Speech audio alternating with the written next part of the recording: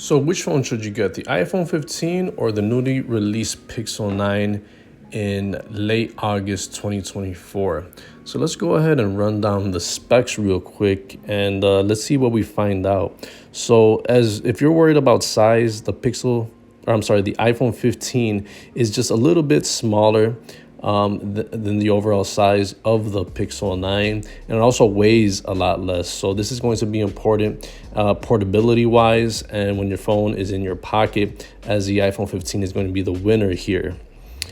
Build quality, both of these are very, very well built, and you'll feel it in your hand. If you're a person that doesn't carry a case, you're really going to like the build quality in both of these.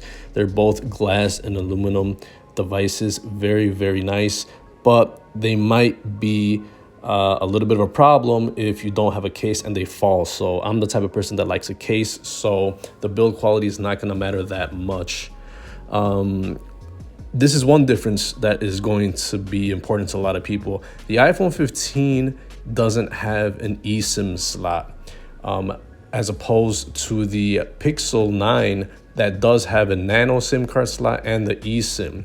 Although both of these can have multiple eSIMs, the iPhone is the only one that does not have the nano SIM card slot. And that's important for a lot of people because if you swap a lot of devices and take out in and out the SIM card, that's easier than changing eSIM to eSIM on several devices, especially if you're swapping from an iPhone to Android and vice versa. So keep that in mind. I think it's very important now that the iPhone pretty much doesn't have the nano SIM card slot anymore.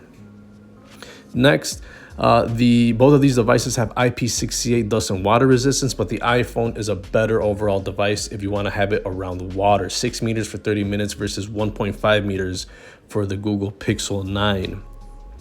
And let's move on to the display. Both of these feature very nice screens, OLED displays, Retina displays, but the thing is that the refresh rate on the Pixel 9 blows away the iPhone 15.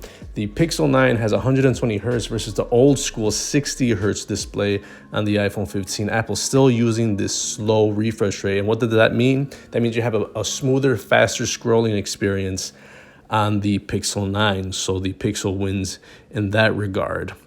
Overall screen size, you got 6.1 inches on the iPhone, 6.3 inches on the Google Pixel, but they'll have the same amount of bezel around each one.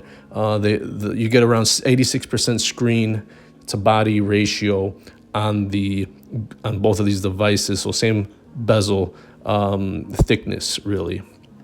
Another difference for the screen is going to be the Pixel 9 has an always-on display. That's helpful if you want to glance at the clock and notifications as they come in.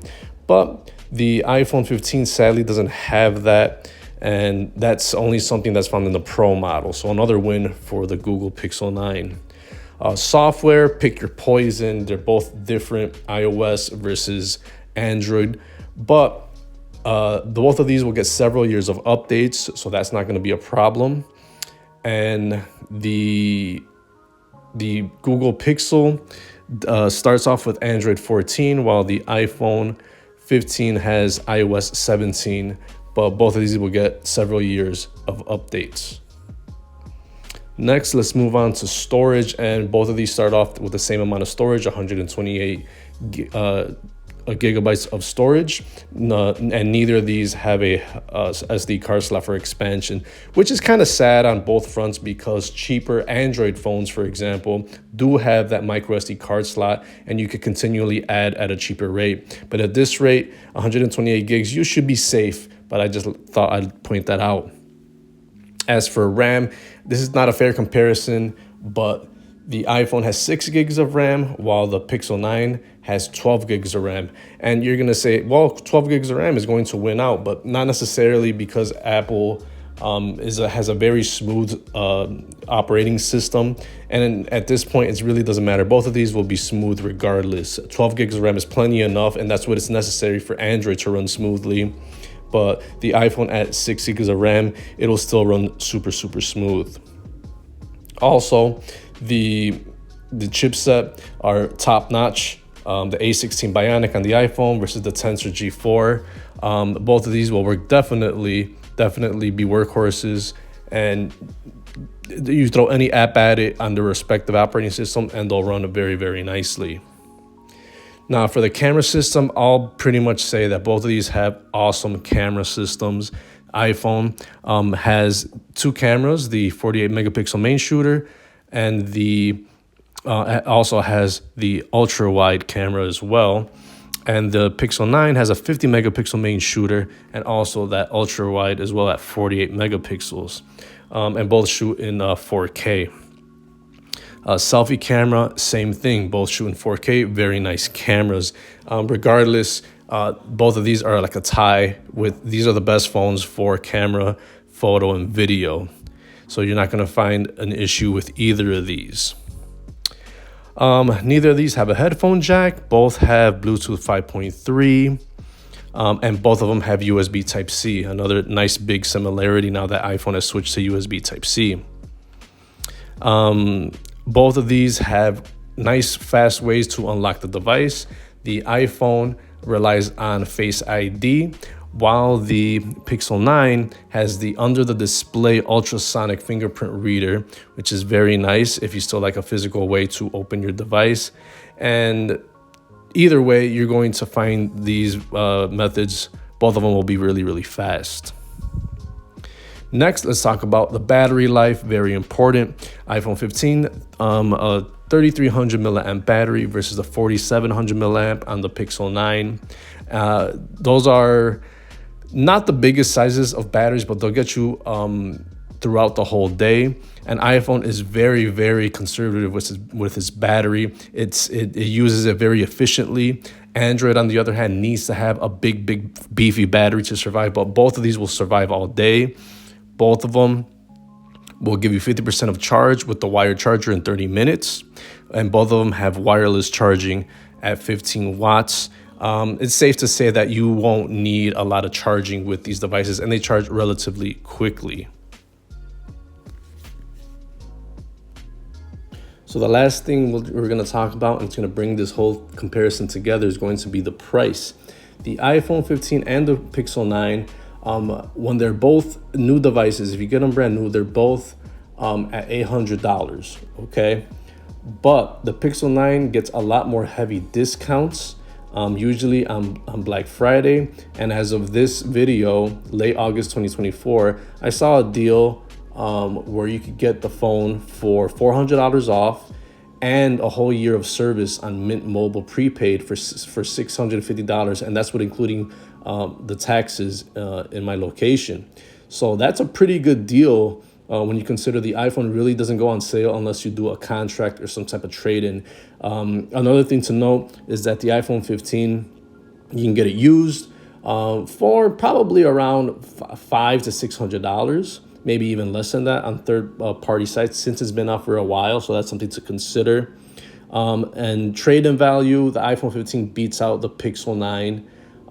You could get the Pixel 9 probably in a couple of months for around the same price of $500.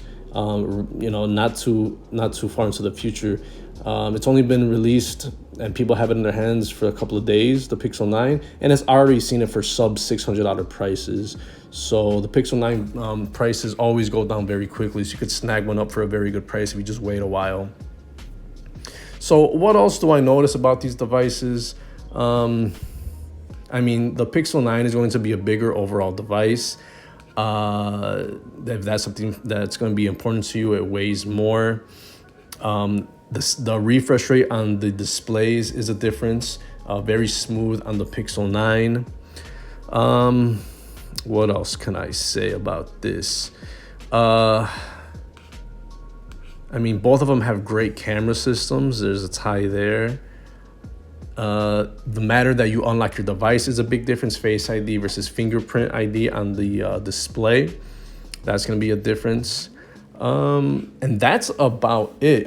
You can't really talk into software compatibility because both of these devices are for different people. But if all you care about is apps, everyday apps, they're available on both marketplaces and both will serve you well. But other than that, both of these are really, really awesome devices. I guess it just depends on what price you want to pick. Um, you know, $500, either of the devices, it's a toss up. Um, but it all depends. These are really good comparable phones, honestly. If you could get the Pixel 9 for a cheaper price, but the Pixel 9 is probably not going to be worth it for you if you get it brand new, because of all the deals that you get with the Pixel 9.